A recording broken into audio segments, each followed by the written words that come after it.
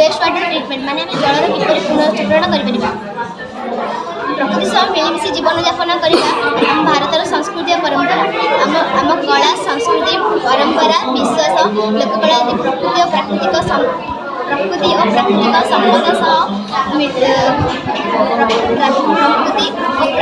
संपद सह अनादि भाव जड़ित आम जीवन में जलर व्यवहार खूब अधिक किंतु आम कृषि और पीबार व्यवहार करुवा जल अपेक्षा कलकारखाना अधिक जल व्यवहार करुद्वारा जलर प्रदूषण होमें प्रदूषित जल को किपरि पुनर्चक्रण कर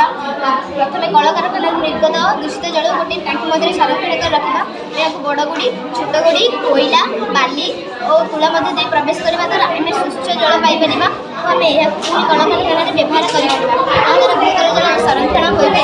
और जलर पुनर्चक्रण हो पार भूपृष्ठ जलर भूपृष्ठ जल निर्भर धन्यवाद।